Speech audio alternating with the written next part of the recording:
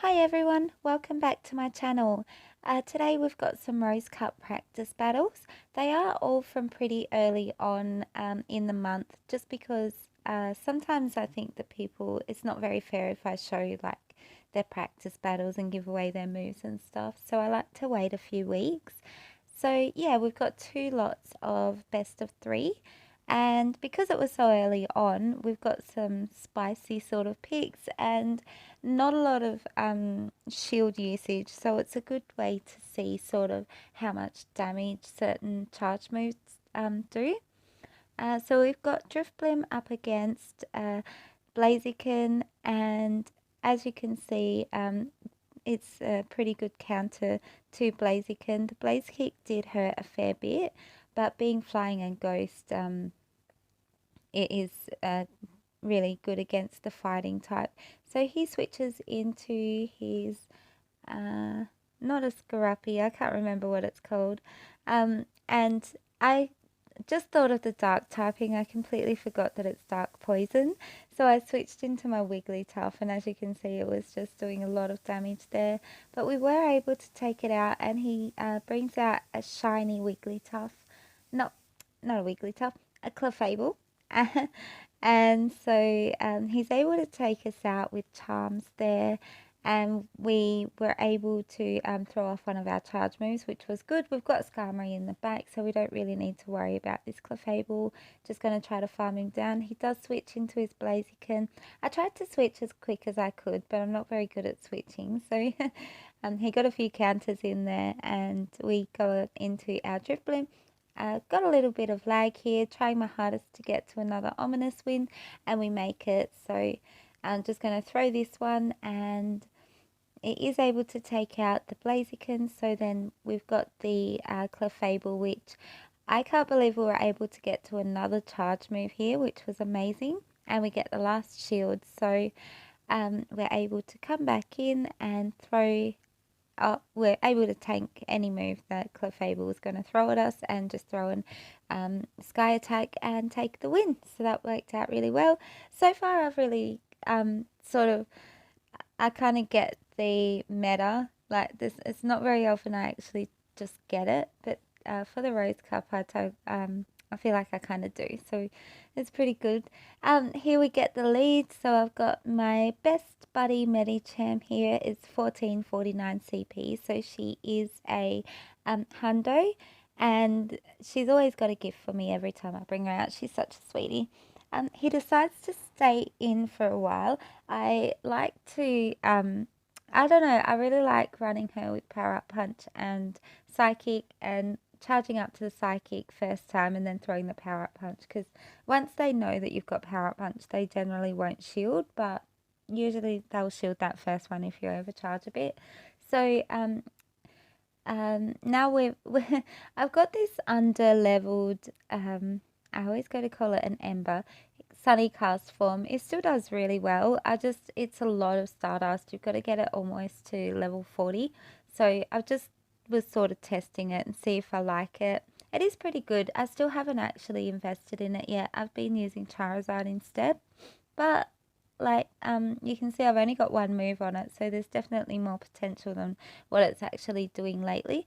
So he does take out our little cast form, and he brings in his Medicham, and then I just did like a sort of panic switch. I just because he switched, I switched, and as you can see now, I've got my Steelix up against his Medicham, which is not ideal.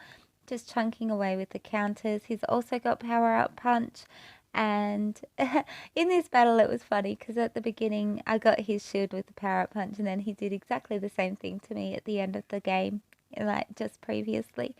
So we come back in with our Medicham, and we've got a Psychic, so I'm really hoping that that's going to be enough. We miss a bubble, which is not great, and it's not quite enough, so we're countering, and of course he's going to win. I wonder if I got that little bubble, if I would have won, because he did not have much health left. I don't know how much one bubble makes a difference, but that's why I like having Psychic, because I like knowing that if any other fighters come out, I can just Psychic them, and it's all good. I'll either get a shield or I'll win the match. So going into our third battle here, I was testing out as the skunk, not Skunky, I can't remember what his name is, but I haven't used it much more after really the start of the month.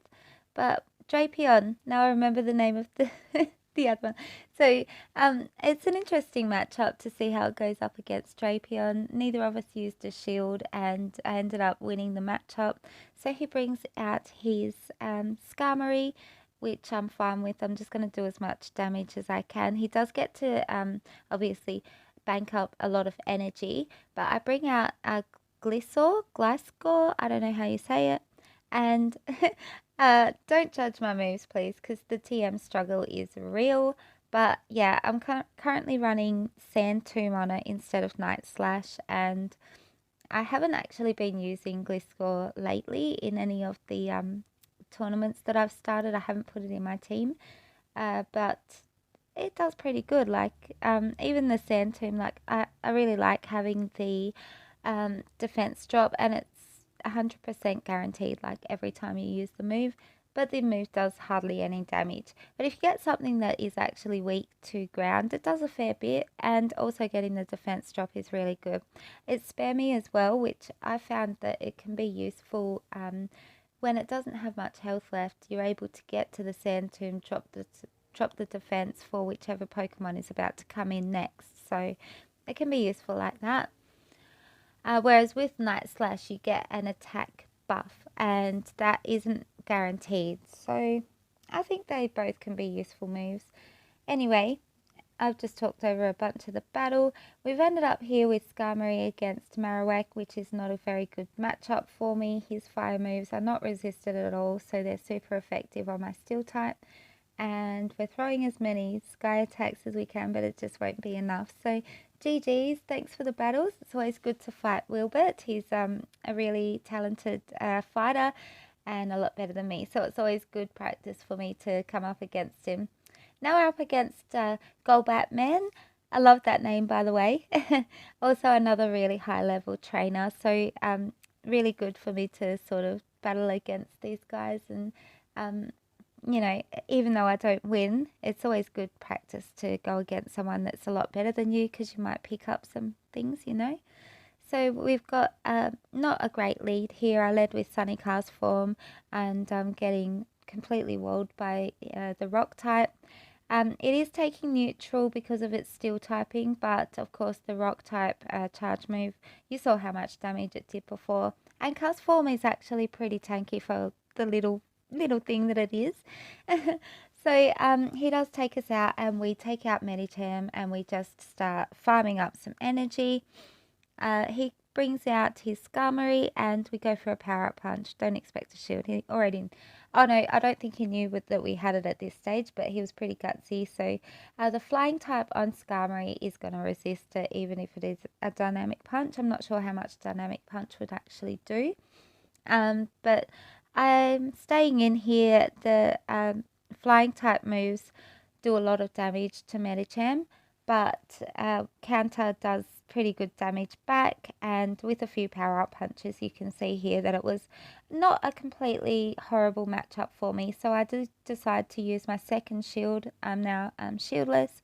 Won that second lineup in our battle, so I'm going to go for another power up punch, maybe get a shield, and we got one, which is fantastic. So I'd switch out at the last second to catch this charge move, probably going to be a Night Slash, yep, and Skarmory is just going to be able to resist everything that Gliscor throws at it. Even if it throws an earthquake, the flying type is going to mean that it only takes neutral damage, I believe. Steel is weak to it, but flying obviously resists it, so that should be neutral.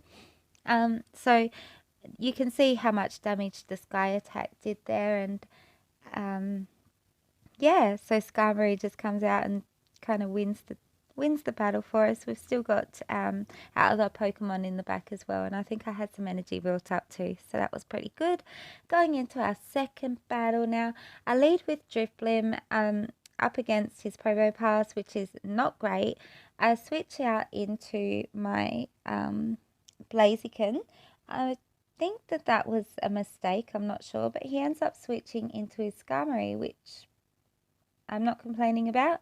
So we go for the Blast Burn, we get the shield, and of course the flying type moves are doing a lot of damage to us. We almost got to another charge move, but I mean, it's better than just being taken out straight away by a rock type move. Actually, I'm not even sure, but I feel like Probopass wouldn't have been a good, what am I even saying? I feel like Probopass would be a good counter against Blaziken, but maybe I'm wrong. So he ended up, as you saw, farming up a lot of energy with his Skarmory. So then I bring out my Steelix, and it's just like, okay, throw all your energy. Steelix doesn't care. I was really wondering if I'd be able to, if I should have shielded or not with that last one, but we are able to survive it and get to a crunch, and we've just got so much energy now. So we get his last shield, we get to another crunch, and I think we're able to, no, we won't get to one more surely. Wow, we get to another one before we go down, which is just insane. It does a good little bit of chip damage there. So now we've got Drifblim back up against the Probopass. Something I've been trying to work on lately is to remember sort of what's in the back and make sure that my Pokemon don't get lined up with them like this. But yeah, I'm still working on it. Not very good at it yet. We are able to take out the Probopass, but then he's got his Glissaur in the back, and it's got so much energy banked up. Maybe if I could get to an Ominous Wind, I might have been able to win that one, but nah. He had 2 banked up, so really well played. He leads with his Probopass again, and I lead with Skarmory, which is not great for me, so I switch out into my Granbull. I'm not sure why. Oh gosh. So we take this rock slide, it does a lot of damage, and I'm trying so hard to get to this close combat. We're almost there, so we do shield the second rock slide, and we're able to get to the close combat. If this goes through, it will KO, but it goes through. Yes, he's still got 2 shields, but he brings out his Glissaur. Charm does a fair bit of damage before Granbull goes down, and we go back into Skarmory. We overfarm a little bit of energy here. This is probably going to be a Night Slash, and that means we can farm up a little bit more. He goes for another Night Slash, and I go straight for the Sky Attack here. It's either going to do a fair bit of damage or grab a shield, and he switches into his Blaziken. I wasn't very fast on my switch there, but I switch into my Skuntank in the back. Blaze Kick does a fair chunk of damage there. He's still got a shield left. I'll go for a Sludge Bomb just to kind of, hopefully he doesn't shield it, but he does shield. So he takes out the Skuntank. This gets crazy here. Oh my goodness. So we've still got a shield left for this Blaze Kick. We are able to take out the Blaziken with a fast move, and then Glissaur comes in, and of course the Sky Attack almost takes it out, and one more fast move. Oh my goodness, how crazy was that last battle? So I hope you enjoyed the battles. Thank you to GolBatman and Wilbert for the battles. As usual, I'll have links to Discord servers down below, so if you're interested in PvP and doing Silph Cups, check them out. And thank you for watching if you made it this far. I'll see you in the next video. Bye!